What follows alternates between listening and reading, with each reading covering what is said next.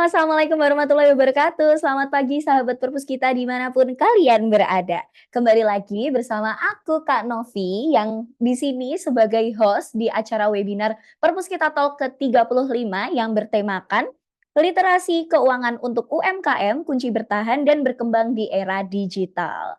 Nih, alhamdulillah ya kita masih diberikan kesempatan untuk bertatap muka secara virtual pada acara webinar di pagi hari ini. Nah, gimana nih kabar sahabat Perpus kita yang ada di rumah maupun di tempat kerja atau dimanapun kalian berada? Semoga kalian dalam keadaan sehat dan bahagia selalu ya teman-teman semuanya.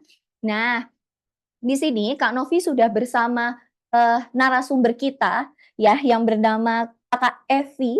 Halo Kak Evi. Nah, Halo. beliau ini tuh sudah expert sekali di bidangnya pastinya. Kita kan pilih narasumber itu yang ini ya, yang match pastinya. Nah, beliau ini merupakan seorang mitra ruang gerak UMKM dan juga seorang manajer finance di Asa Consulting Solo, seperti Betul, itu. iya. Salam kenal ya Kak Evi ya. Salam kenal Mbak Nah, Novi. tapi sebelum kita ke inti acara webinar di pagi hari ini, izinkan saya untuk memberikan sedikit informasi mengenai Perpus kita terlebih dahulu ya teman-teman semuanya ya.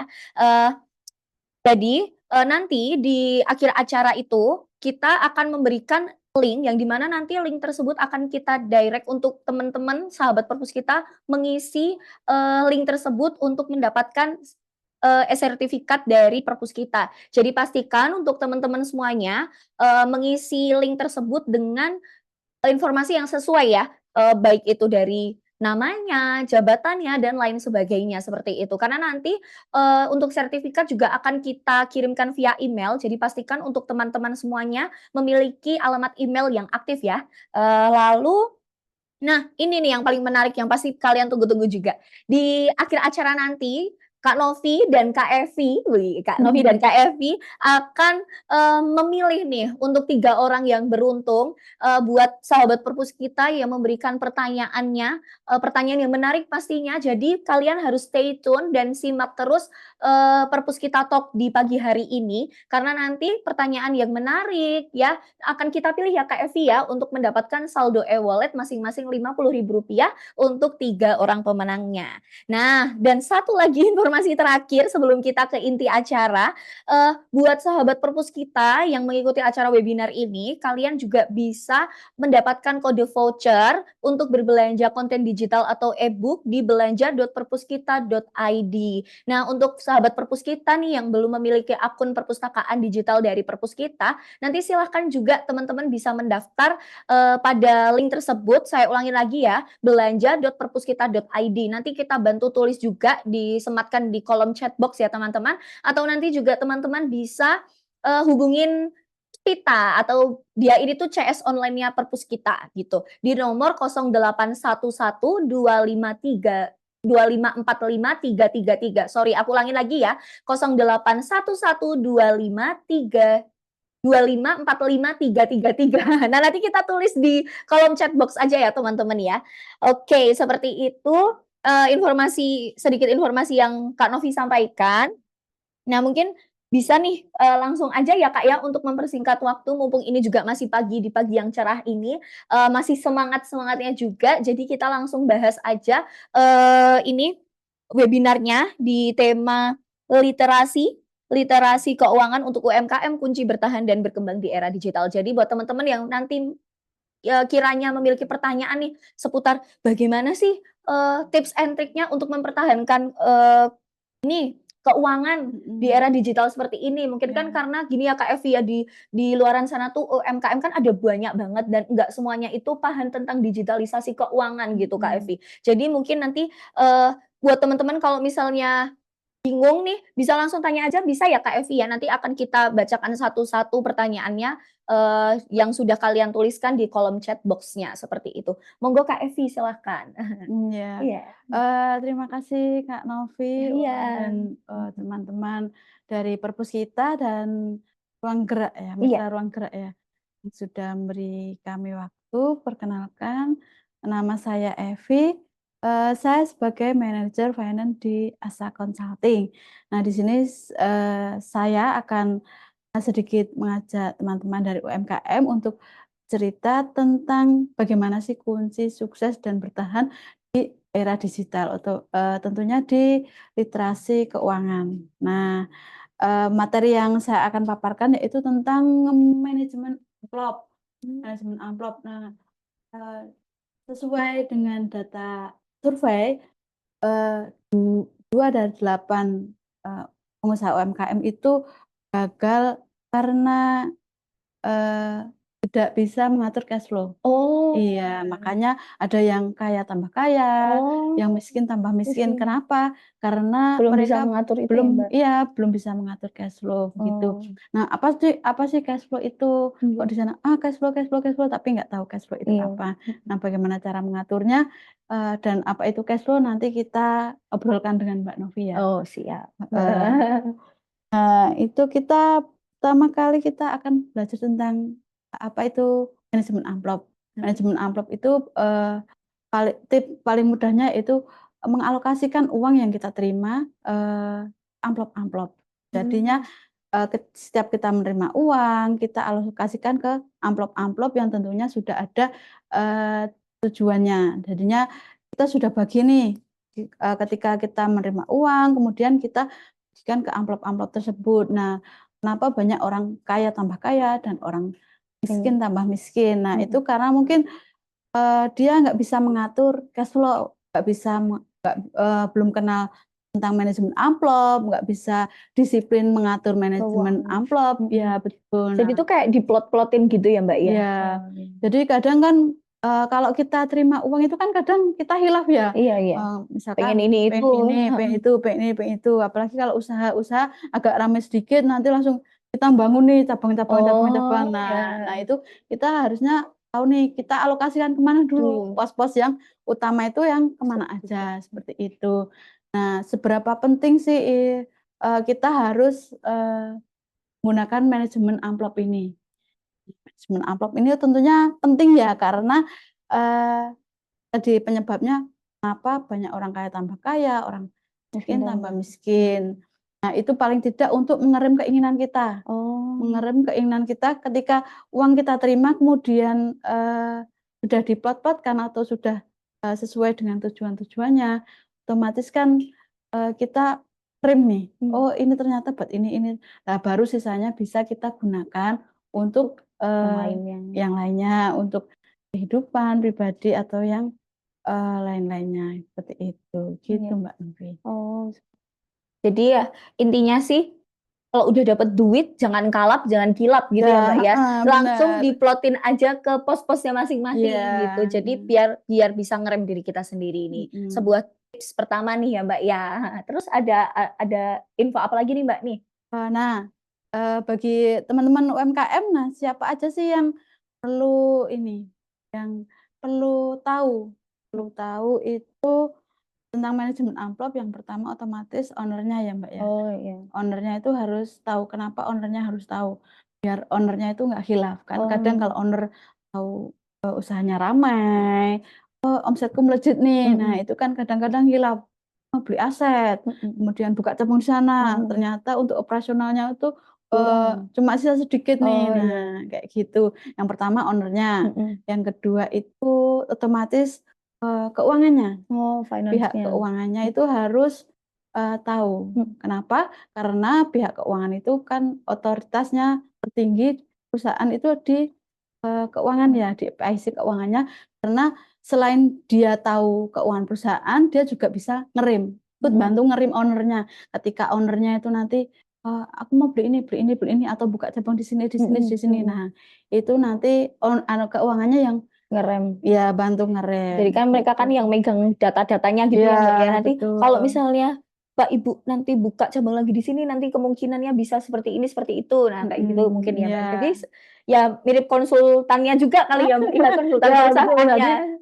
jadi keuangan dari, Mhm. kalau misalkan, bapak atau ibu ini jadi, karyawan sebagai keuangan, emang kadang kan keuangan tuh galak orangnya, Oh, heeh. Soalnya ya itu tanggung jawabnya ada di keuangan. Misalkan, eee, misalkan ada owner minta ini, nanti mhm. ini nggak diturutin, tapi kan keuangan sendiri tanggung jawabnya juga mengelola keuangan perusahaan. Mhm. Bagaimana perusahaan itu tetap berjalan dengan uang yang sudah diterima itu cukup atau nggak cukup, itu harus cukup gitu. Nah gitu, itu, tugasnya untuk PIC keuangannya.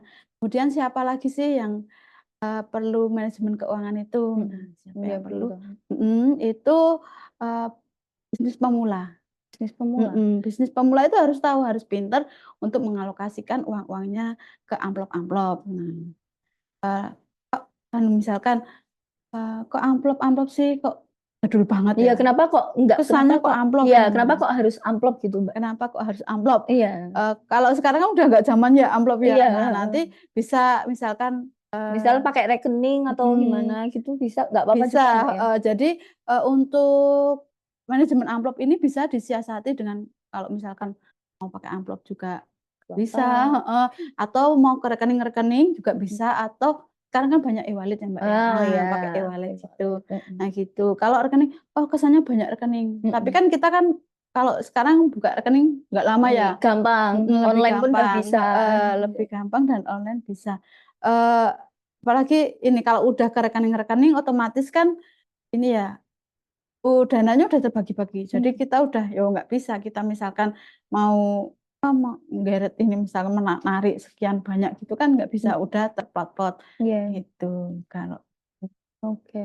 Jadi untuk pemula-pemula mungkin bisa cari tahu dulu gitu ya, Mbak, ya. betul, Sekarang kan juga zaman digitalisasi ini tuh salah satunya seperti itu buat yang teman-teman yang belum tahu, untuk pemula khususnya apa tadi, Mbak, pemula bisnis. pemula bisnis. Nah, untuk Ya, pemula bisnis ini jangan gegabah, jadi kalian itu tuh harus, pinter-pinter cari informasi juga ya, mungkin betul. mungkin dari teman-temannya atau mungkin dari internet, kan sekarang juga udah banyak informasi seperti itu. Jadi, untuk teman-teman jangan malu untuk tanya, gitu. Ya, Betul. terus Mbak ada informasi yang lainnya? Tadi kan sudah, apa itu manajemen amplop Mhm kan sudah, mhm. siapa aja juga sudah, kemudian bagaimana cara manajemen amplopnya juga sudah, Mhm. kemudian, ini kan di mana udah ya, Mbak, ya tadi, di mana itu di rekening sudah, di amplop juga bisa, di e-wallet juga bisa, kemudian kapan sih kita harus, mulai nih manajemen amplopnya. Nah, itu kita bisa mulai saat kita terima uang. Nah, saat kita terima uang itu langsung kita bagikan ke pos-pos masing-masing yang sudah kita, eee ini catat di awal ya. Misalkan, posnya itu ada 4 biasanya kalau bisnis itu untuk keuangan, untuk gaji, untuk operasional, dan untuk marketing, seperti itu, Mbak Novi. Jadi Mmm, saat kita terima uang, kita langsung pos-poskan uang itu ke tiap pos-posnya masing-masing. Nah, nanti sisanya baru bisa jadi, kita gunakan untuk kehidupan sehari-hari, seperti itu, Mbak. Kemudian, sebenarnya kita punya ini ya, ada contoh misalkan, kita punya uang, bisa nggak contoh kan? apa? Eee, ada studi kasus nih, Heeh Mbak, heeh, nggak heeh, apa-apa. kita ada studi kasus, misalkan kita punya, uang misalkan terimanya bulanan. Nah, itu Mhm. kalau terimanya bulanan gimana, Mbak? Ya kita bagikan nanti tiap pos-posnya itu tiap bulan, amplopnya itu tiap bulan. Nah, kalau harian kita, juga pos-poskan tiap hari. Jadi satu hari itu langsung dibagi-bagi uangnya, kemudian, diposkan masing-masing. Terus, kalau bulanan ya sama, kita terima uang bulan, satu bulan langsung kita poskan sesuai pos-posnya masing-masing. Terus kalau proyek kan gimana, Mbak, aku dapatnya cuma, 3 bulan sekali kalau tiap ada proyek. Nah, kita juga, poskan ini, tiap proyek. Jadi kita tentukan dulu tujuannya, berapa kita akan mengeposkan uang itu, dan berapa yang kita akan sisihkan, seperti itu. Nah, nanti misalkan ada lebih sisihannya, nah baru kita bisa gunakan untuk penambahan aset atau mungkin penambahan cabang. Nah, seperti itu otomatis, eee, uang-uang itu tidak akan, melayang ke mana-mana ya, Mbak, ya, gitu. Gitu sih. Oke. Terus pinter-pinter lah ya, Mbak, intinya ya. Betul, iya. Jangan sampai salah ya teman-teman semuanya. Pokoknya Mhm. intinya yang kalau yang tapi juga jangan jadi takut berusaha Berwirausaha. berwirausaha Iya. ya, gitu teman-teman. Jadi walaupun usahanya juga masih kecil, masih Mhm perintis, masih mhm. memulai ya, jangan takut, apa namanya, ngeplot-ngeplotin uang juga gitu. Maksudnya betul. nanti kalau misalnya ada sedikit rezeki, nah nanti nggak apa-apa diplotinnya lebih baik ngeplotin sedikit-sedikit daripada nggak sama sekali gitu ya, Mbak, Iya. ya? Ya, jadi, gini misalkan, misalkan ini contoh ya, misalkan studi kasus, terus ini perusahaan retail, Mhm, misalkan omsetnya satu harinya 1 juta. mhm, Nah 1 juta, untuk belanja, biasanya kan untuk belanja, kulaan ya, Mbak, ya, mhm. kulaan itu biasanya kan kita kan, kalau cost structure-nya itu ada di normalnya itu ada di 45% sampai 55%. Mmm, Nah, itu ada di materi cost structure, jadi kalau belanja itu 45 sampai 55% itu kita jaga dulu. Nah, 45 atau 55% itu kita sisihkan untuk belanja. Kemudian untuk misalkan ada gaji karyawan, nah itu mhm, 20%-nya kita sisihkan untuk gaji karyawan. Kemudian, 10% untuk biaya marketing, kemudian 10% untuk biaya operasional. Nah, seperti mhm. itu contohnya. Kemudian, eee, udah, seperti itu sih, Mbak, Afi. Itu, tips simpelnya gitu ya, Mbak, ya? Heeh, Jadi tips simpelnya untuk, teman-teman yang mau bermulai memulai berwirausaha, iya, nah itu maksudnya. Itu, eee, setidaknya mengetahui manajemen amplop itu tadi iya, ya, Mbak, ya. Jadi betul. manajemen amplopnya itu tuh seperti apa, bisa pakai cara jadul ya, dengan Iya, menggunakan amplop atau apalah apalah celengan mungkin ya, betul. atau mungkin, juga bisa menggunakan cara yang sedikit modern, seperti menggunakan e-wallet, menggunakan rekening, membuka Mhm, rekening. Kan sekarang juga banyak ya rekening-rekening yang, apa namanya, biaya adminnya itu juga cuman 2.000. 2.000, 1.000, bahkan 1.000 juga masih ada gitu, Mbak. Mhm, Nah, jadi, nggak usah bingung-bingung, nggak usah, "Aku takut nanti buka rekening, rekeningnya kebanyakan, biaya adminnya banyak."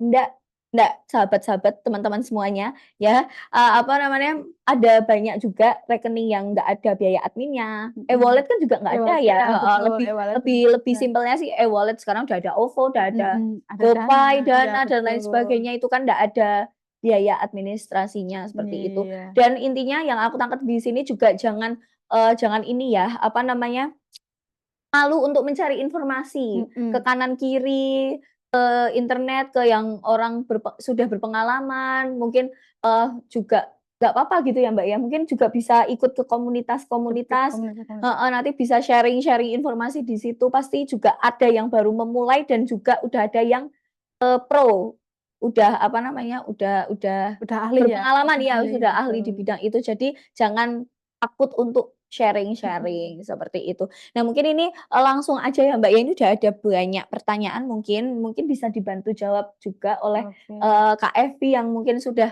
lebih paham mengenai, ini ya, permanajemenan Mhm. ya, seperti itu. Nih Keuangan ya, Mbak, ya? manajemen keuangan gitu. Dari Pak Tio, Iya, bagaimana cara UMKM mengidentifikasi dan mengurangi biaya yang tidak perlu dalam operasionalnya itu, Mbak? Nah, mhm. itu bagaimana? Oke, jadi yang pertama itu bagaimana cara mengidentifikasi dan mengurangi biaya yang tidak Yang perlu nggak dalam perlu, ya mungkin kan operasional karena tadi kita. itu kan, eee, kalep itu tadi loh, Mbak, Kilap mungkin ya, heeh, heeh. heeh, yang kalep itu Oke, tadi itu. bagaimana Nah, heeh, itu caranya mengidentifikasi yang ini perlu dan tidak itu tuh yang yang seperti mana, mana? Heeh, yang heeh. seperti mana. Nah, kalau cara mengidentifikasi, gini, untuk Pak Tio udah ada laporan keuangan apa belum ya? Kalau belum, kalau sudah ada kan nanti, antar periode itu kan bisa dibandingkan laporan keuangannya, antar pos-posnya juga bisa dibandingkan, Mhm. kemudian, kira-kira yang naik yang mana, yang enggak yang mana, seperti itu. Jadi bisa kelihatan gitu ya, Mbak. Mhm, Jadi, misalnya Tio udah ada laporan keuangannya nih, udah mhm, ada laporan keuangannya per periode, nanti bisa dibandingkan antara periode sebelumnya dan periode sekarang seperti itu ya, Mbak, ya. Nanti bisa apa namanya, di-combine atau di-match-kan seperti itu ya? ya kita bandingkan jadi, Mhm, laporan keuangannya itu ada ini, misalkan laporan Januari, Februari, oh biayanya ini naik, biayanya nggak naik nih, kira-kira ada pengeluaran apa sih? Kan kalau dari laporan keuangan itu kan mhm, biaya-biayanya itu kan bisa kelihatan, oh kira-kira heeh, biaya mana sih yang nggak perlu heeh. gitu. Kalau misalnya belum belum ada nih, Mbak, gimana, Mbak? Kalau belum ada laporan keuangan, coba ini, mulai dirinci satu-satu, kira-kira pengeluarannya itu untuk apa saja. Nah, dibandingkan nih antara periode yang kemarin sama periode yang sekarang itu kira-kira pengeluarannya apa aja. Nah, kalau, untuk Pak Tio sendiri, eee catatan pengeluarannya sudah ada ya kalau UMKM? Belum ada. Belum ada? Iya, belum ada. Belum Mmm, jawab. Jadi mungkin Pak Tio nih sedikit mhm, tips saran dari Kak Evi ini memulai sedikit-sedikit dulu aja ya Mbak ya, iya, pelan-pelan menulis, pengeluarannya, pengeluaran-pengeluarannya, dan nanti tuh di situ bakal kelihatan Pak Tio, mana yang harusnya bisa mhm, diminimalisir, mana yang nggak perlu mhm. dibeli, kayak gitu. Contohnya kayak saya juga Mbak, saya kan juga suka jajan nih ibaratnya gitu ya. Sehari itu kan sebenarnya juga bisa direm ya, maksudnya kayak kita Mhm, tulis, "Oh dari pagi nih, Novi udah ngeluarin uang buat apa, untuk spend mhm, jajan berapa, untuk spend ini, bensin dan lain sebagainya." Itu kan oke. kelihatan ya, Mbak, ya. Jadi Iya, misal yang biasanya jajan itu sehari 50.000 misalkan itu masih bisa dipangkas sebenarnya bisa bisa jadi 20.000 atau 30.000. Nah, sisanya untuk ditabung. Nah, seperti mhm, itu mungkin Pak Tio. Jadi Pak Tio, apa namanya, mulai ditulis ditulis pelan-pelan ya, per hari gitu juga nggak apa-apa ya, Mbak, per sebenarnya? hari iya, kalau Mhm. misalnya bagusnya kan kalau catatan pengeluaran itu kan per hari ya, uang Mhm. masuknya berapa, Mhm mhm. kemudian keluarnya berapa, seperti itu. Nah, Mmm. misalkan belum ada, coba ini Pak Tio rinci dulu kira-kira, biaya usahanya itu apa aja, di-list Mhm. dulu kalau bisa dibikinkan kira-kira tuh aku harus mengeluarkan uang untuk belanja berapa, untuk operasional berapa, kemudian untuk marketingnya berapa. Nah, itu dirincikan atau mungkin, bisa dibikinkan cost structure-nya atau, apa ya, struktur biayanya Pak Tio. Nah, jadi misalkan, omsetku 400.000 nih, Mmm. untuk belanja itu normalnya berapa sih, untuk belanja atau HPP itu normalnya 45 sampai 55, kalau bisa di bawah 55% ya. Kemudian kalau biaya itu kan yang inti itu kan ada biaya belanja, kemudian untuk operasional, listrik, air, telepon, kemudian biaya iklan, kemudian juga biaya gaji karyawan. Nah, itu dirincikan dulu per pos-posnya kira-kira itu, butuh berapa uangnya. Nah, itu gitu Pak Tio. Oke.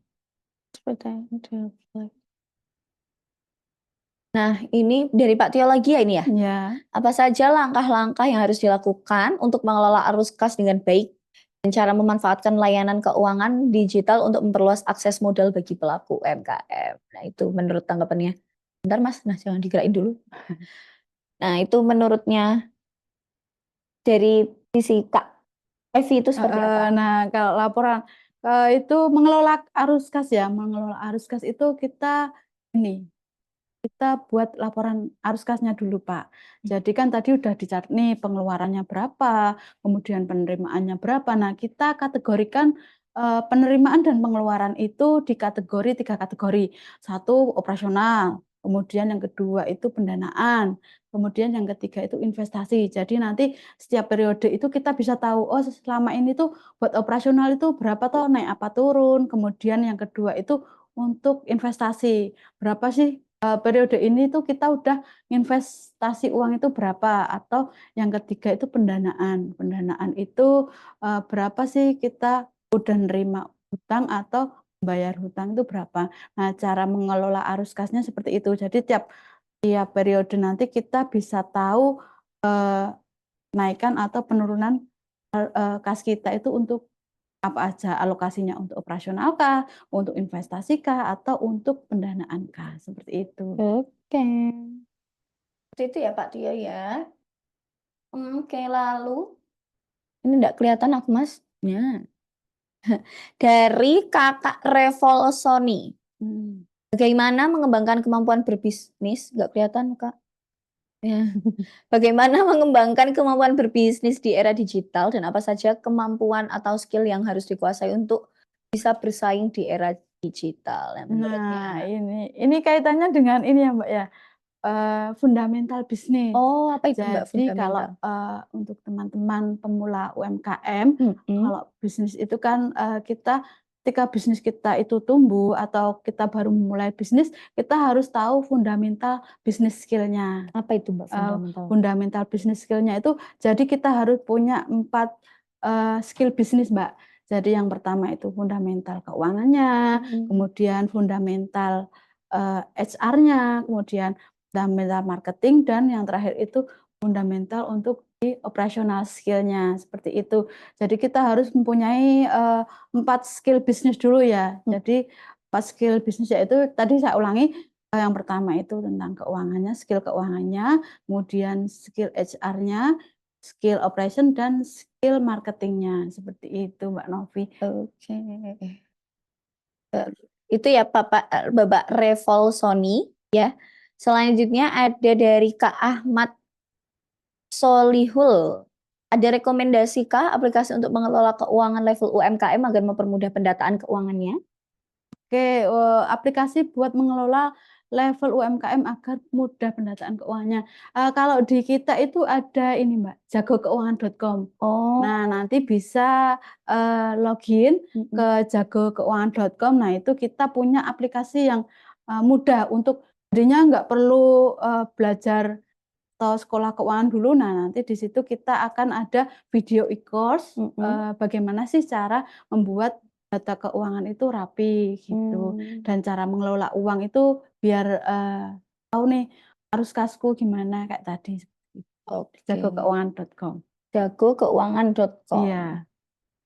Oke, itu ya Pak. Pak siapa tadi? Pak Ahmad, Pak Solihul.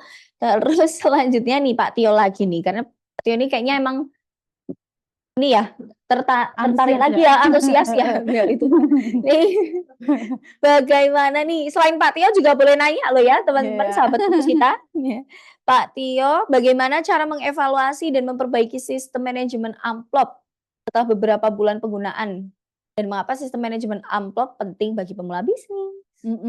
Bagaimana cara mengevaluasi? Kalau mengevaluasinya mudah ya.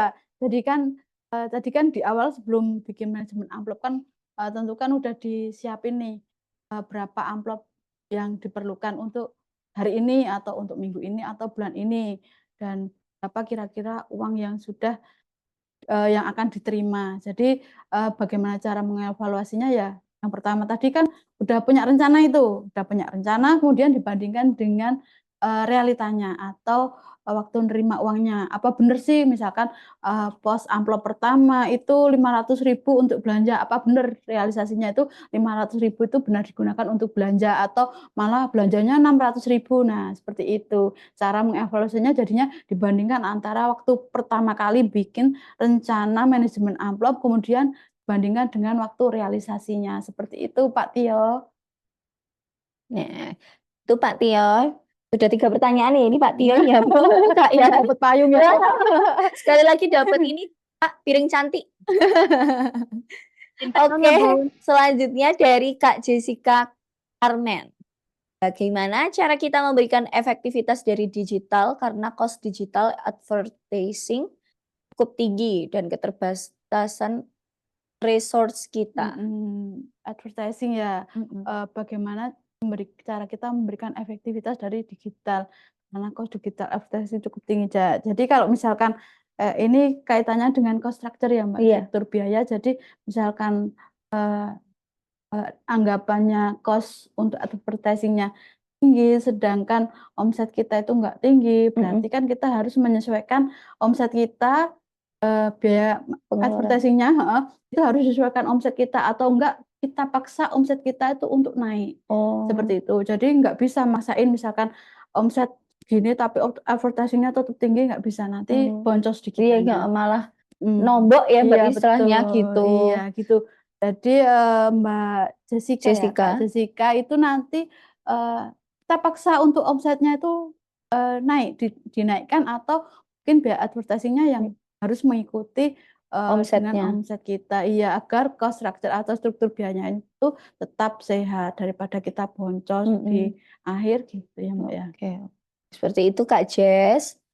Oke, dari Kak Purnomo nih. Untuk membantu pencatatan keuangan UMKM, kapan sebaiknya memulai menggunakan aplikasi? Apa plus dan minusnya pada pencatatan keuangan secara manual dan menggunakan aplikasi? Oke, terima kasih untuk Mas Purnomo ya. Iya. Mas bilang. Mas Purnomo, aplikasinya itu kan sekarang kalau aplikasi kita kan banyak ya, Mbak, ya, Iya. di Play Store itu kan udah banyak aplikasi Mhm. keuangannya. Nah, terserah nanti Pak siapa tadi? Purnomo. Mas Purnomo itu, mau milih yang mana itu, silakan, untuk kelebihan dan kekurangannya, aplikasinya yang manual atau pakai aplikasi itu, kalau manual itu kalau salah kita nggak ada notifnya biasanya, Mbak. Oh. Jadi kalau pakai aplikasi itu kan misalkan kita salah nyatet atau kita, kurang nyatetnya itu, biasanya ada notifnya. Kalau manual kan misalkan, pencatatan keuangan itu kan biasanya pakai Excel ya. Nah, itu kan misalkan kita salah rumus atau salah nyatet itu kan, nggak ada yang, notif, nggak ada yang ngasih tahu. Nah, itu plus minusnya. Kalau kalau tambah lagi kalau di sistem itu insya Allah nggak bakal hilang ya Mbak? Iya, bener banget. Kalau Nanti misalnya manual kan otomatis pakai buku, nanti bukunya ada banyak, numpuk, mhm ini mhm. dimakan rayap gimana Kak? Mending pakai aplikasi Betul, aja, iya, pelan-pelan beralih ke digital ya Kak ya. betul. Nah, oke. Terus lanjut lagi nih dari Kak Norita. Bagaimana memaksimalkan digital marketing jika target market kita tidak begitu besar? Aktivitasnya di sosmed dan kurang familiar dengan mengenai teknologi, misalnya ibu rumah Mas tangga. kalau Ini itu lebih ke cara pemasarannya ya. ini digital Eee, marketing ya? iya, Gimana? ya itu sih Kak, kayak mungkin harus mungkin door to door, Mhm, seperti itu. target target market-nya tidak begitu besar ya? Mhm. Ini usahanya apa ya ini, Bu Norita ini ya? Kenapa kok target market-nya nggak begitu besar? Aku jadi penasaran ini, gitu. Oh, Heeh.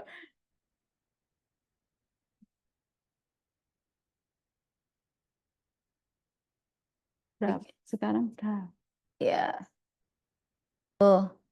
Terus Kak, berapa persen untuk dari Kak Argo, wih, dari Kak Argo nih, ini mana nih kamera? Oh sini. Kak Argo Mudarso AMD. Kak, berapa persen untuk disisihkan untuk keluarga dari laba? dari laba ya? Oke, berapa persen untuk disisihkan untuk keluarga? Nah, ini biasanya kan, awalan ya kita nyusun, cost structure ya, seperti tadi jadi, bikin dulu pertama itu omset, pendapatan Mhm. dulu, pendapatannya itu kan 100%, kemudian HPP-nya itu sekitar 45 sampai 55%, kalau bisa, diturunkan, pokoknya enggak lebih dari 55% ya, anggapannya misalkan 45% berarti kan masih ada, 55% untuk, alokasi biaya operasional, marketing, kemudian, apa namanya satunya itu untuk gaji karyawan. Nah, kalau berapa persen untuk keluarga nanti, disesuaikan, keinginan Mas Argo disesuaikan, misalkan mau ambil 10% dari omset, ya nggak apa-apa, nanti berarti biaya yang gaji, kemudian marketing, operasional, nah itu disesuaikan sisanya. Jadi kan misalkan tadi omsetnya 100%, kemudian udah dikurangi 45% untuk HPP, dan misalkan Mas Argo minta ambil 15%, berarti kan sisanya masih, 40% ya. Nah, 40% ini dibagi untuk operasional, marketing, dan HR gitu. Seperti itu Kak Mhm. Argo. Semoga membantu ya Kak ya. Selanjutnya sebentar dari Kak bagaimana cara memulai memisahkan keuangan pribadi dengan keuangan usaha? Selama Mhm. ini masih bingung untuk memulai walaupun usaha sudah berjalan 5 tahun. Oh mungkin keuangannya ini tuh masih tercampur gitu ya Mbak ya? Mhm. Nah itu menurutnya Kak Evi gimana nih? Oke, bagaimana cara memulai misahkan uang? Nah, mulai buatkan rekening khusus untuk usahanya. Jadi, paksa uang usaha itu di rekening sendiri.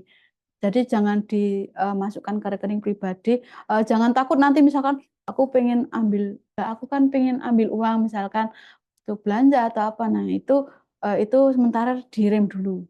Karena, memisahkan rekening antara rekening usaha dan rekening pribadi itu, sebenarnya harus dilakukan di awal waktu buka usaha, biar Oh, nggak tercampur. Jadinya, biar kita tuh bisa tahu usaha kita itu perform apa enggak enggak. sih, laba atau enggak, nah gitu. Oke seperti itu. Jadi harus ya, jangan sampai kecampur ya Mbak, karena nanti Mhm, takutnya modalnya kita ternyata segini, terus uangnya kita segini, terus lama-lama kecampur, Campur. Nah, itu kan jadi nanti malah nggak bisa ngitung keuntungannya sendiri gitu ya. kadang malah uang pribadinya kepake. Kepake, Nah, iya iya, betul betul seperti gitu. itu. Nah, ini juga nih sama nih dari eh, pengusaha peyek Uti Solo. Oke. Usaha bisa berjalan, hasil produksi laku di pasar, tapi uang tidak bisa terkumpul. Nah, ini Oh, Mbak, permasalahan. aduh apa ini, Kak? Hampir mirip sama saya mungkin ya, Kak ya. Oh, Gaji ada, uangnya tidak terkumpul, tidak bisa uangnya tidak menabung. terkumpul. Nah, Ya, ini karena mungkin jajan terus itu, eh, Kak. nah, ini kok nggak bisa ngumpul nih uangnya kemana Iya. ini Mbak Uti nih ya. Mbak Uti ini uangnya kok nggak bisa ngumpul nih uangnya Iya. waktu misalkan habis ngirim peyek itu uangnya Masuk langsung, ke rekening sendiri mungkin. nah Mungkin itu hampir mirip kemana kayak ini ya? kasusnya kayak Pak Parno ini ya. Apa Kak salah Parno. alokasi, makanya kan ketika nerima uang tadi, kapan sih manajemen amplop itu pertama kali nerima uang itu langsung dipos-poskan ke amplop-amplop yang sudah disediakan di awal. Jadi biar nggak Oke. salah ngeposin, nah terus habis itu ngomongnya, "Wah nggak ngumpul uangnya," Oh iya. gitu. Jadi ya itu mungkin problemnya sih mungkin itu ya Mbak ya. Ini kita Mhm, sudah menemui 2 penanya yang case-nya itu tuh hampir mirip ya. mhm, Usaha lancar, jalan, tapi uangnya ndak nggak ada, terkumpul. Iya, heeh, seperti itu. Uangnya uangnya nggak terkumpul. Nah, itu berarti pentingnya manajemen amplop ini tadi. betul. Di awal usaha, semuanya harus ini, memisahkan. Antara Antara untuk yang ini usaha yang mana, terus yang pribadi, pribadi yang mana, seperti itu. betul. Kalaupun udah terlanjur nih, udah sampai tadi Pak Suparno 5 tahun sudah usahanya berjalan, Mhm, mungkin mulai dari hari ini aja Pak, ya, iya, nggak ada kata terlambat ya iya Mbak ya, betul dipaksain. daripada tidak sama sekali, Betul. seperti itu. Terus nih, mhm, terus turun lagi, turun nih dari Kak Tio Raga.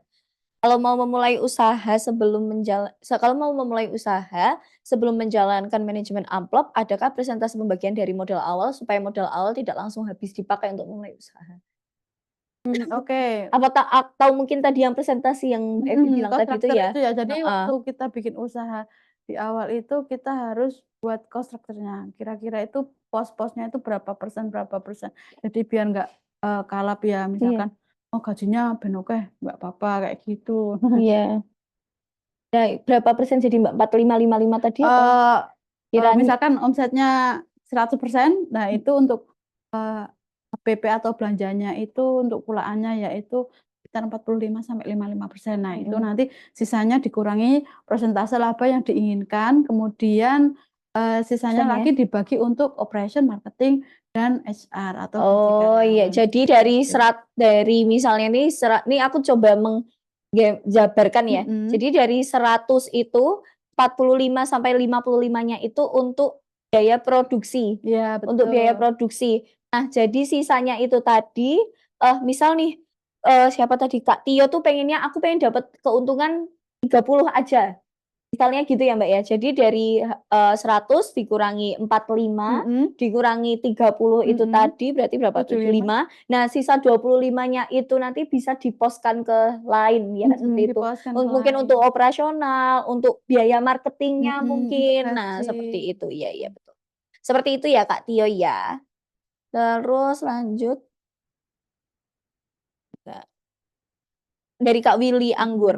Apakah benar keuangan juga jadi alat kontrol jalannya usaha, untuk mengetahui apakah usahanya itu sehat atau tidak. mmm, kalau benar atau tidak, kita kan kalau perusahaan TBK itu biasanya adanya laporan keuangan ya, Mhm laporan kinerja keuangan. mhm. Kalau misalkan laporan HR itu emang ada, laporan marketing juga ada, laporan operation itu juga ada, tapi kan sifatnya kan kayak dukung ya.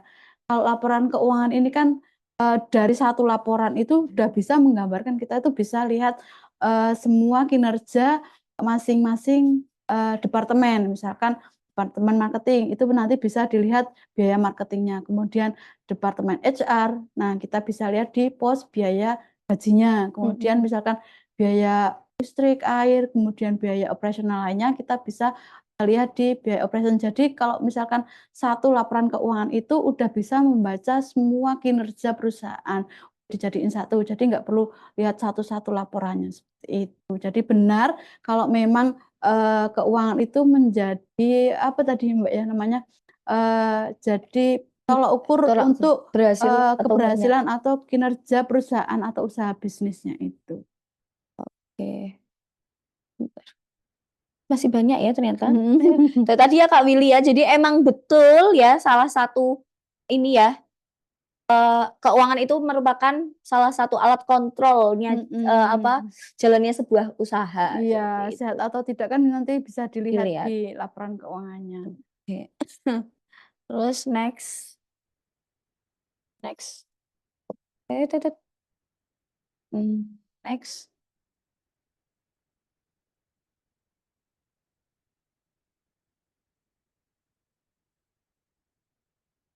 Next, Mas.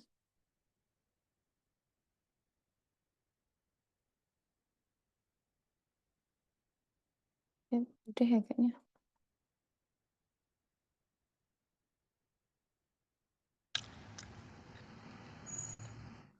Nih, dari Kak Bagus ya. Mhm. Ini sebagai pemula, bagaimana caranya menentukan harga produk kita agar tidak terlalu mahal dan tidak terlalu murah? Itu kan kadang Mmm. kan kita pengen jualan, tapi kita juga pengen dapat untung, tapi Mhm. untungnya ndak mau yang dikit banget, tapi kalau ambil untung kebanyakan nanti nggak laku. Nah, mungkin Heeh. dari Kak Evi ada Oke, tipsnya? bagaimana caranya menentukan harga produk kita agar tidak terlalu mahal dan tidak terlalu murah. Nah, itu caranya kita analisa pasar dulu, Kak Mhm, Bagus. Jadi, Kak Bagus itu observasi dulu, kita kira-kira target market-nya di mana, kemudian, analisa pasarnya. Nah, itu kira-kira harga di sekitaran, tempat Kak Bagus berjualan itu berapa. Nah, setelah itu nanti Kak Bagus baru nentuin margin yang pengen diambil itu berapa. Dari, harga HPP dulu ya. Jadi tentukan HPP-nya dulu, setelah analisa pasar dan target market-nya, bagus nentuin nih kira-kira margin yang ingin Kak Bagus dapat itu berapa persen, biar enggak terlalu, mahal di, sekitaran atau di, pasarnya atau mungkin tidak terlalu murah juga. Kalau terlalu murah kan nanti kasihan Kak Bagusnya ya margin-nya sedikit. Marginnya sedikit nanti biayanya yang lainnya nggak ketutup, seperti itu.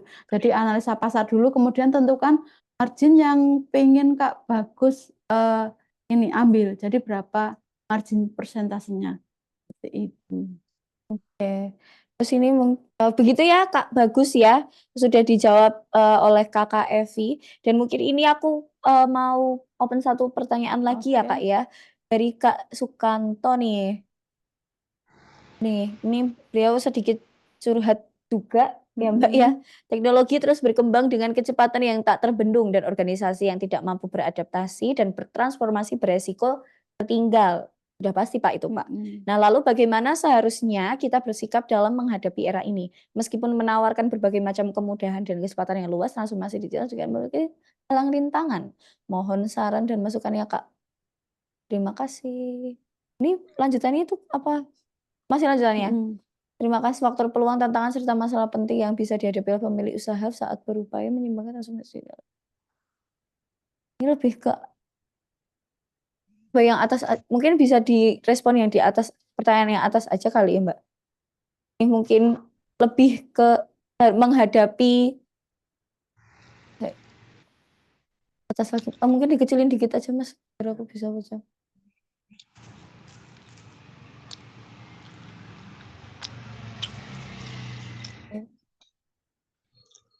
Nah,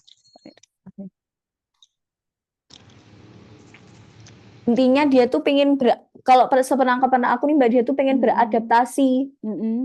di dunia digitalisasi ini Mbak. Mhm. Nah bagaimana dia itu tuh cara, menyikapi era ini biar nggak Mhm. ketinggalan. Mungkin tentang dari POV tentang, manajemen keuangannya seperti apa Mhm.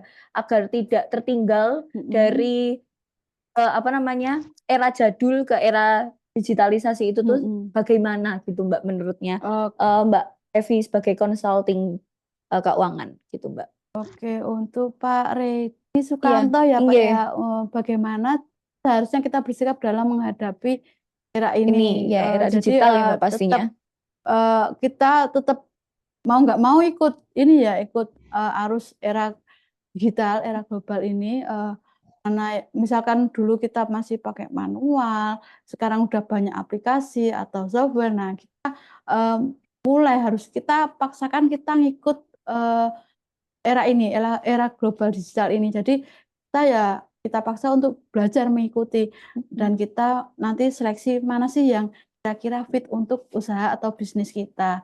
Jadi tetap, dipaksa ikut adaptasi, kemudian baru kita seleksi kira-kira yang mana yang fit untuk usaha kita. Jadi pilih-pilih dulu ya, pilih-pilih kumpulin informasi, pilih-pilih yang sekiranya cocok. Nah, itu yang baru dipakai, digunakan. Betul, Seperti iya. itu, Pak Sukanto. Ini kita coba untuk ini ya, menyimpulkan pertanyaannya Pak Sukanto nih. Oke, ini udah ada beberapa pertanyaan nih, udah banyak banget yang tanya ya. Nah, ini sesaat lagi saya dan Kak Evi akan memilih 3 pemenang yang beruntung, yang pertanyaannya menarik tadi menurutnya Kak Evi yang mana. Nah, nanti kita pilih, kita umumkan langsung kepada 3 orang tersebut. Nah, nanti yang terpilih silahkan bisa menghubungi CS online kita di 081125453333. Nah, terus ini presensinya sudah boleh dituliskan, Kak? Ini presensinya di just form itu udah perpus.in/absensi perpus kita top 35. Yes. Ya, untuk teman-teman jadi yang ingin mendapatkan e-sertifikat dari perpus kita, silahkan teman-teman bisa mengisi link yang kita tuliskan di kolom chat box ya, atau bisa juga langsung diketik di perpus.in/absensi perpus kita top 35. Dan aku mau mengingatkan lagi untuk teman-teman yang sudah memiliki perpustakaan digital dari perpus kita, silahkan manfaatkan kode voucher yang kita berikan. Potongan 20% tanpa minimum order, tanpa maksimum ini ya, maksimalnya harus sampai berapa, even nanti even kakak semuanya sahabat perpus kita ini belanja di nominal 1 juta, diskon 20%, berarti kakak hanya membayar 800.000 saja ya. Dan di platform kita di belanja.perpuskita.id ini kita menyediakan banyak sekali konten-konten digital yang dari harga terjangkau juga ada, banyak konten interaktif, video pembelajaran, e-book dan lain sebagainya. Silahkan bisa di kepo-kepo dulu ya di belanja.perpuskita.id atau juga bisa kalian buka website kita di perpuskita.id seperti itu. Nah, untuk teman-teman yang belum punya aplikasinya perpustakaan digital, perpustakaan ini tuh bisa kamu download juga di Store atau di Play Store, juga bisa ada perpus kita. Nanti kalian tinggal klik perpus kita, nanti sudah muncul. Nah, kalian juga bisa daftar lewat situ atau juga bisa langsung mendaftar di belanja.perpuskita.id. Atau nanti kalau misalnya sahabat semuanya memiliki kendala daftar ya, nanti sahabat bisa langsung menghubungi CS online-nya perpus kita di 081125453333. Nah, sesaat lagi kita bakalan break sebentar, kita kasih video-video menarik dari perpus kita sembari Kak Novi dan Kak Evi mau memilih pemenang-pemenangnya. Seperti itu, stay tune.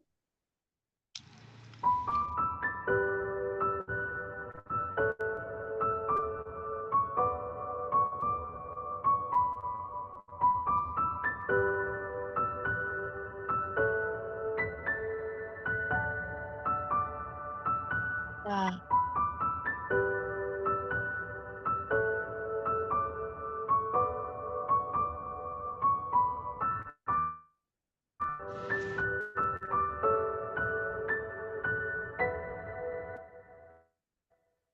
Dan di sini kita sudah mendapatkan 3 pemenangnya ya, Kak Evi. Nih, pertama, selamat untuk Kak Ahmad Solihul.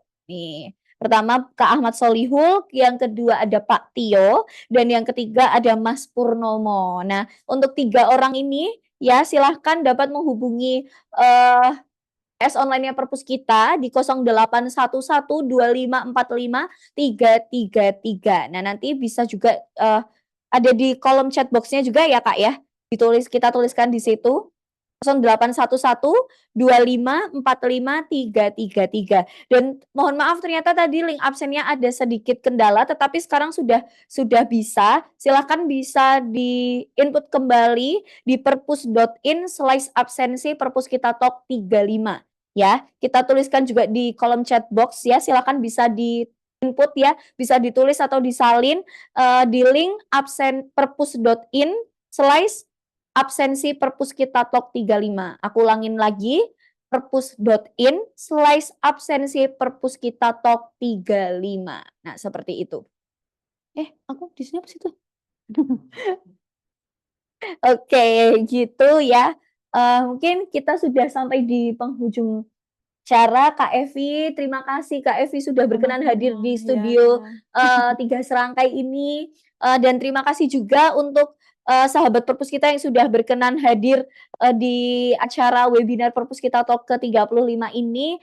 Semoga kita masih bisa bertemu di acara-acara selanjutnya, di webinar-webinar selanjutnya, dan jangan lupa isi absensinya karena di absensi tersebut sahabat perpus kita bisa request nih, mau kita buatin acara webinar yang seperti apa, seperti itu. Oke, saya selaku host di acara webinar pagi hari ini, mohon maaf apabila ada salah kata perbuatan yang disengaja maupun tidak, begitupun dengan Evi juga ya, apabila kita memiliki kekurangan, mohon dimaklumi. Ya kalau kelebihan, ya alhamdulillah. Seperti itu. Terima kasih semuanya. Sampai jumpa di lain kesempatan. Wassalamualaikum warahmatullahi wabarakatuh. Selamat pagi. Perpus kita Beyond Digital Library. Bye-bye. Bye-bye. Assalamualaikum. Terima kasih.